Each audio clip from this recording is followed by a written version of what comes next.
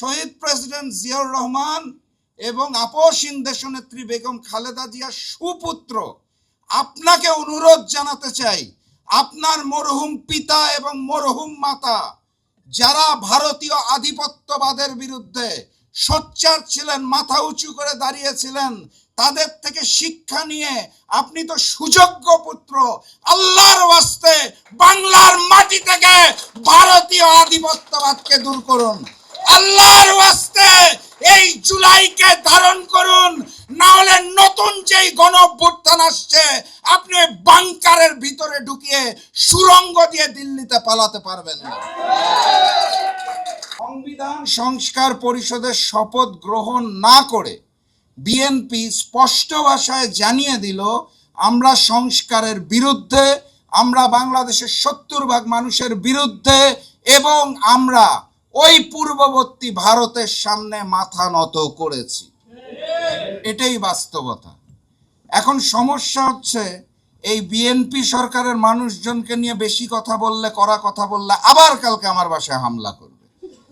গত 22 দিনে 5 জন মানুষকে বাসা থেকে তুলে নিয়ে যাওয়া হয়েছে। কেন? তারা সোশ্যাল মিডিয়াতে সরকার বিরোধী কথা বলেছে। বাক স্বাধীনতা, আমার বাসায় মব সৃষ্টি করা হচ্ছে, আমার পঞ্চগড় জেলা কার্যালয় ভেঙে চুরমার করে দিয়েছে ছাত্রদল যুবদল।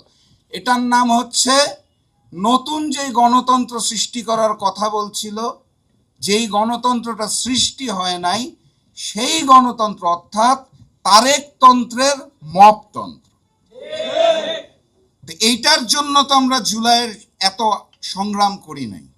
এখন এই নতুন বাংলাদেশে এসে স্পষ্ট ভাষায় কথা বলা যাবে না, সমালোচনা করা যাবে না, মব সৃষ্টি করা হবে, বাসা থেকে তুলে নিয়ে যাওয়া হবে, রাতের আধারে তেলের দাম বাড়িয়ে দেওয়া হবে, জনগণের জনদুর্ভোগ সৃষ্টি করার পথ উন্মোচন করে দেওয়া হবে, জুলাইকে অস্বীকার করা হবে। এই বাংলাদেশের জন্য আমরা সংগ্রাম করি নাই। এই কথাটা তো স্পষ্ট আপনাদের। আমি কড়া ভাষায় কথা বলতে চাই না, আমি বিনয়ের সাথেই বলতে চাই, শহীদ প্রেসিডেন্ট জিয়াউর রহমান এবং আপসহীন দেশনেত্রী বেগম খালেদা জিয়ার সুপুত্র, এবার ভাষা ঠিক আছে তো? মপটা ভাবে না তো? আচ্ছা, তাহলে শহীদ প্রেসিডেন্ট জিয়াউর রহমান এবং আপসহীন দেশনেত্রী বেগম খালেদা জিয়ার সুপুত্র আপনাকে অনুরোধ জানাতে চাই, আপনার মরহুম পিতা এবং মরহুম মাতা যারা ভারতীয় আধিপত্যবাদের বিরুদ্ধে সোচ্চার ছিলেন, মাথা উঁচু করে দাঁড়িয়েছিলেন, তাদের থেকে শিক্ষা নিয়ে আপনি তো সুযোগ্য পুত্র, আল্লাহর ওয়াস্তে বাংলার মাটি থেকে ভারতীয় আধিপত্যবাদকে দূর করুন। আল্লাহর ওয়াস্তে এই জুলাইকে ধারণ করুন, না হলে নতুন যেই গণঅভ্যুত্থান আসছে আপনি বাংকারের ভিতরে ঢুকিয়ে সুড়ঙ্গ দিয়ে দিল্লিতে পালাতে পারবেন না। কথাবার্তা পরিষ্কার। আমার এই বাংলাদেশ আজাদ পার্টি যেই স্লোগান দিয়ে দিয়েছে, এটাই